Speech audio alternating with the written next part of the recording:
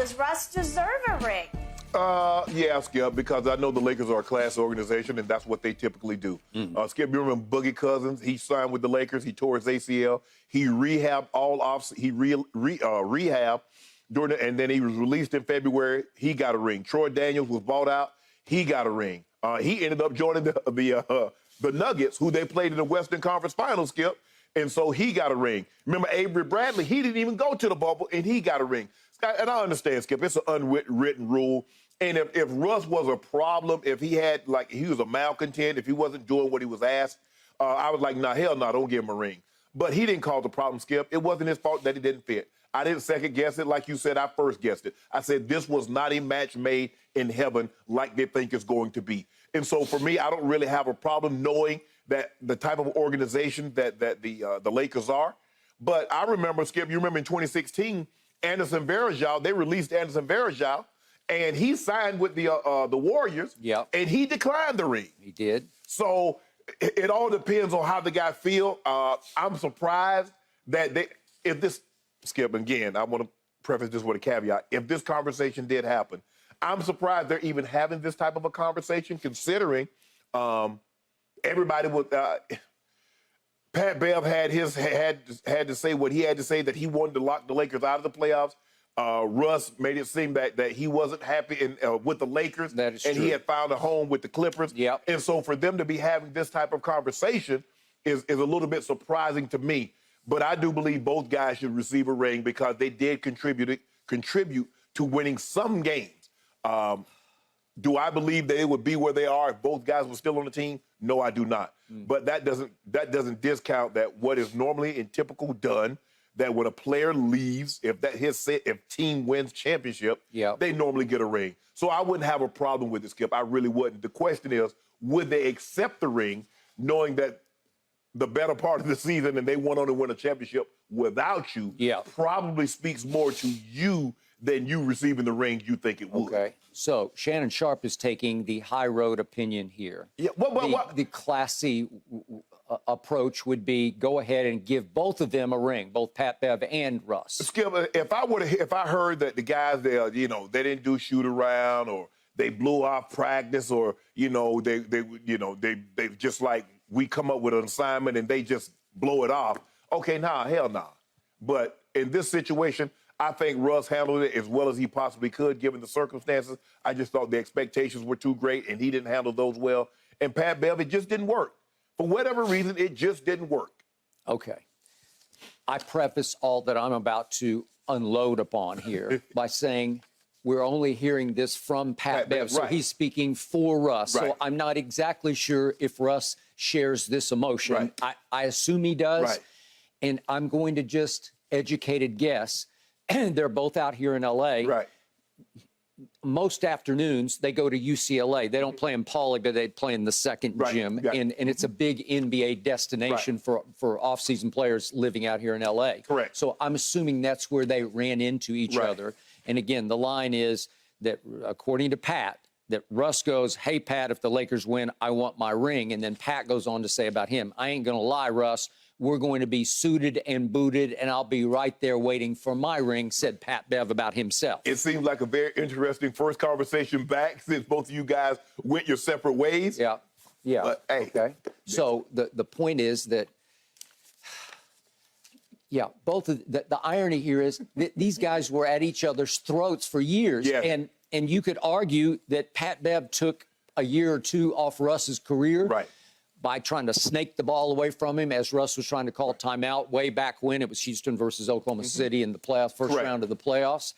And I'm not sure Russ ever forgave him for that, but apparently they have maybe forgiven but not forgotten. Well, as long as we got a common enemy, Skip, we fine. Okay. And it seems to be the Lakers. The Lakers are the common enemy. That's well said. I agree. Okay. Maybe I'm taking the low road. Maybe I'm taking the not so classy opinion here. You know, the question is, do they deserve? And I'm going to start with Russ.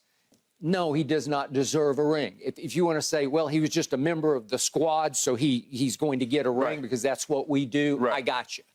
But the operative word here is deserve, and he does not deserve because he was, to me, the biggest reason that they were on the way to missing the playoffs. And it was a huge move, a sweet move, a move that I thought made Rob Pelinka the runaway leader for Executive of the Year, which he did not win because, again, you look at the big picture, what Sacramento did. Okay, I got it. But this was some earth-shaking maneuvers that he made because you and I talked for weeks, if not months, about can they get out from under Russell Westbrook? And you were out of your mind about it on a daily basis. And you thought there was no way out. No. And Pelinka found a way out through Utah, but it required giving up the first of their 2 future first-round picks. It was the 2027 that's lightly protected. Voila, he did it. And they went ahead and cut bait with Pat Bev, which I thought he had become such... He's a showman. He's a huge personality, and he become a little bit of a distraction, especially for the younger players. Right. So the point was you cleared the decks of both Russ and Pat Bev, and then all of a sudden you've gotten Hachimura, and you bring in D'Angelo Russell, and you get Jared Vanderbilt, who's turned out to be one of the best perimeter defenders at 6 feet 8 inches tall in the league.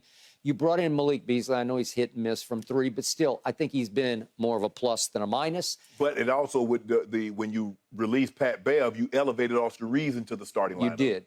Bingo. And you also got Mo Bamba, who has not contributed yet, but I think he will at some point contribute. I think he is a talented, very young man. Okay, so what do we see here? What qualified Russell Westbrook for a ring with these Lakers? And again, we're presuming they're going to go ahead and win the ring, but that's for the sake of this conversation, we have no choice. Okay. When Russ left this basketball team, it was 25-30. It was 5 games under 500. It was mired in 13th place in the Western Conference. Right. That's not very good. No. And we all thought that the Lakers were way better than that. Once he walked out of the door, once he was sent packing, the Lakers finished the year 18-9 on an 18-9 run. So that's 9 games over 500. And guess what? That record post-Russ was the best record in all the Western Conference. And they vault up from 13th place to 7th place. Well, I think I just showed you how much of a liability Russ had become and how when you cleared the decks, the heavens opened and everything fell back into place. The pieces started to fit. LeBron was a much happier player because he's the highest IQ player in basketball, and it was driving him crazy. He was pulling out whatever hair he has left on his head because Russ is a lower IQ player who is a turnover machine. Yes. So what did Russ do for the Lakers this year? He played 52 games. The numbers look pretty good, 16, 6, and 8. That's why Pat Bev in the same podcast made the case that he thought Russ should have been the 6th man of the year, 16, 6, and 8. But if you look a little deeper into those numbers, as you well know, he shot only 42% from the floor. He shot 29.6% from 3, which was the 2nd worst in the entire NBA at that point when he left the Lakers. And 66% from the free throw line was the 4th worst free throw percentage of the qualified players. Okay? What did he also do? He, at that point, led the entire NBA in turnovers per 36 minutes. He hadn't played enough because he's not starting anymore. He was just 6 man. So his minutes had fallen, about 4 minutes a night from what he was the year before. So the point was, if I add up 2nd worst 3-point, 4th worst free throw, 1st worst in turnovers per 36, man, that's liability.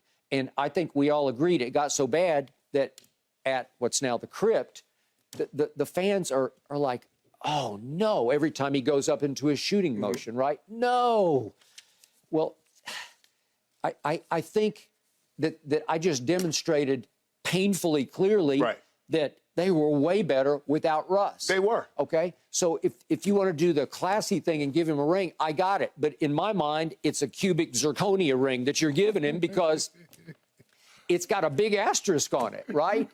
You just got it because you were there. Right. But that's the only reason, because once you left, they took off. I'm just trying to figure when did this become a thing? When did it, okay, you were with the team, okay, you're no longer with the team, and so now you get a ring. The question is, did you contribute to the championship? Well, I guess. Well, I mean, once you leave, no. No. And obviously, I don't even need to say this, but he will contribute 0 to the championship run. Right. I mean, sometimes a player gets hurt in the first round, and you say, well, he was on the team, and we made the playoffs with him. Right. Well, you didn't make the playoffs with Russ, because with Russ, I don't think you were going to make the playoffs. 5 games under 500 with him. Right? Okay, where are you going? Is it possible you would have continued on if you had made no moves? If they had No, they're not making the playoffs. They're not making the playoffs. They're not making the playoffs. Right? They're not making anything. They're not making anything. So how can you qualify Russ for a ring? I get the emotion part of it. It's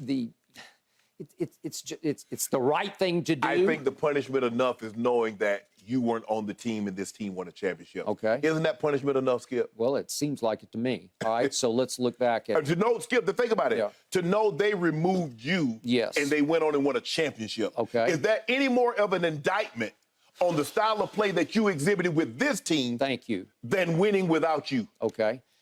Does it qualify Russ for a ring that he then went to the Clippers and his numbers started to tick up? And once they hit the playoffs, he was a Clipper in the playoffs. Yes. They lasted 5 games against the Suns. They obviously had Kawhi for a little while, and then they didn't have either Kawhi or Paul George. But given that vacuum of superstardom, all of a sudden Russ stepped right into it, and he averaged in those 5 games 24 points, 8 rebounds, and 7 assists. Well, those are star numbers, Oh, yeah, right? absolutely. I could tack on that he also averaged 4 turnovers a game, but that's who he is, and that's what he does. And yet his shooting percentages from the floor didn't go up because it's 41%, which is not very good. But he shot 36% from 3 in those 5 games, and he shot 88% from the free throw line in those 5 games. That you and I kept talking. I don't know where that came from. What got into him, or what didn't get into him when he was a Laker? Right. I don't know. When in the 21 games that he played during the regular season with the Clippers, his numbers were kind of Laker-like. It was 16, 5, and 8. And he's always just on sheer willpower and hustle and scrap and scratch and claw. Yeah. He's going to put up decent numbers, and he was 16, 5, and 8 with the Clippers, which is kind of like what he was with the Lakers. And I can certainly, just on the face of 16, 6, and 8 with the Lakers, I can make a case those were 6th man of the year. Malcolm Brogdon won it. And by the way, he is backing it up in these games so far against the Sixers. He's been tremendous. I agree. Skip, I think winning a ring, a team winning a ring without you is an indictment, and that's punishment enough. Yeah. To know that you're looking at something, and like I said, now we're assuming, because we're having this discussion, the Lakers go on and win the title. But to know that you walk by that jury box and you look down at that big old ring, and you're like, damn, they did this without me. Okay. I don't know, Skip, if I would accept it. Probably, maybe. A lot of guys that probably accept it don't have I mean, knowing what I know about your career, you would not have accepted it, but you won 3 the right way. Right. You actually... Yeah, but Skip, I would have really been hurt had I leave Denver and go to Baltimore and they win the ring without me. Okay. Or I go to Baltimore and then they win the ring without me. Now, they did win another Super Bowl, but that was a decade after I had left. But just imagine, Skip, you leave, and immediately after you leave, or they trade you during the season, and the team wins the Super Bowl.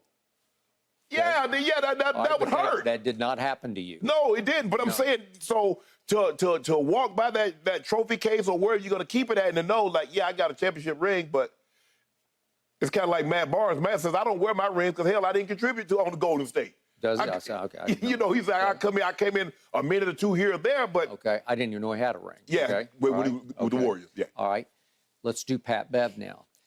As a Laker, he played 45 games, but as opposed to Russ, he actually started every game. Yes. Should that further qualify him for a ring?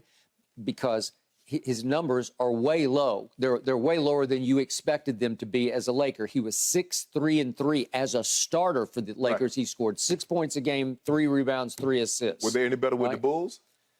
I didn't look him up, so I'm not sure. It seemed like he was more of a fire starter with the Bulls, more of a catalyst, more of an off-the-bench instant energy. It seemed like he found a better place on the Bulls because they made a late-season run, and then you loved him going to Miami when Miami had just stunk it up against the Hawks. Right. And then Miami said, no, we are the Heat, and you are the Bulls. Well, they had, remember, going into the fourth quarter, they had that lead. They did. Well, late in the ball game. And then Miami went on like a 13-0 run. And as they are wont to do. That's who they are. Correct. So Pat Bev is a Laker.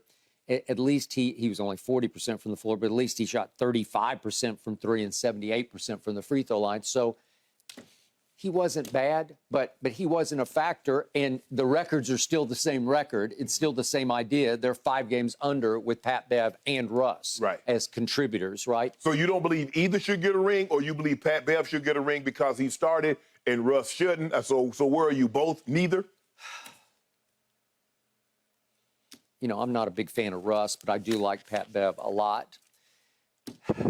And how you gonna get one a ring and not the other? I'm not going to do it. I'm not going to give either one. Okay, I was because I'm just not. But my emotions are torn a little bit because I'd like to see Pat Bev get a ring because he's put in good work in this league and he's done a whole lot. You'd rather see Pat Bev get a ring than Russ? I don't know. Russ drives me crazy with his wildly inconsistent play, his bad hands, his high turnover rate. He's a league leader in turnovers year after year after year. He's self-defeating. He's self-destructive to me. But let me ask you a question. When it's all said and done, let's just say for the sake of argument, Lakers do win the ring. Russ does get one. Do we look at it and say when Russ is retired, he won a championship? I don't, and I'm glad you brought that up because that's the final analysis of this. That's the final takeaway. If, in fact, the Lakers are just going to gift him a ring because it's the right thing to do, does that mean Russ won a ring? Not in my mind. And I don't think it will be in the public's mind. I agree with you, Skip. I think it's kind of like receiving an honorary doctorate. Yeah. You ain't a real doctor. You did not put the years in to get that goat sheepskin or whatever skin they use. They write it on, Skip. Yeah. So I look at it like being an honorary doctor, Skip. Okay. I would agree with that. And you know, am I rooting against Russ getting a ring? No, but you need to go do it the correct way. You need to actually play for you need to have played for the team in the playoff run, some. Yeah. Okay? I agree with that. But, no, Skip, you already know how the Lakers are, especially Jeannie. You know she got a big, because she said tonight, the rings are the rings are on the way. Okay. So she's going to do the right thing. I think she can afford it. I don't know how much a ring is going to cost if they win a ring. What are they up there now? Are they? A lot. Like what? Would they be 50? I was going to say 100 grand. Yeah, probably. 100 grand a piece. Considering how big, and Skip, they're getting bigger and bigger. It's getting bigger and bigger. I mean, pretty soon it's going to be the size of a baseball on a guy's finger. Not to be worn, just to be displayed. Yes. Okay. Jeannie can afford an extra 100 grand for Russell Westbrook because it's good PR for the Lakers and they love good PR. Right. Okay. So I got all that. I don't get, I will never give into that Russell Westbrook actually won a ring. Right. Yeah, because when you look back on it, Skip, it's going to be interesting, like how, if that were to happen, how is it going to remember it? One-time NBA champ. Okay. Well, like Kevin Durant left Russ high and dry, his little brother in Oklahoma City, and he goes to join forces with the team that was already the best team. It already won, 2 championships? No, they won. No, won. Lost in the finals together. Lost, okay. So, but the point is, do you take away from Kevin Durant's rings? Well, you don't, because not only did he go there, but he wasn't just an also-ran. He didn't just go along for the ride. No. He didn't ride Steph's coattails, right? Right. He was the MVP of back-to-back finals. Right. So he became the guy in Golden State. Yeah. I wonder how you would have thought had when Kevin Durant left, the Warriors go back to the finals and win. Okay, well, they did last year. They did, but it was like 3 years removed. All right, and because the argument, and people say, well, they won the championship before, but the year before he got there, they lost the championship. And then when he was there, they go to 3 straight finals and they win. I believe they make it. They three-peat had he not torn his Achilles. Yeah. So now he tears his Achilles, he leaves, and they win again. Okay. But you got no issue with Kevin Durant. Oh no, Kevin, no. I mean, if they had won Golden State, absolutely he deserved the ring. But you're not getting. I'm not sure you get there without him. Yeah. I don't love this, man. You have no sentimentality. Not for this. I don't think many people. Gentlemen, you don't think so? It'd be interesting to see. No. Y'all think Russ deserves a ring if the Lakers win the title? No. Ooh, that's a good Twitter poll question. Yeah, we have your Twitter. We're not asking you. We already know where you stand on this. Thanks for watching, Undisputed fans. Subscribe here to get the very latest from Skip and Shannon. Plus, go watch a few segments from our other shows on FS1.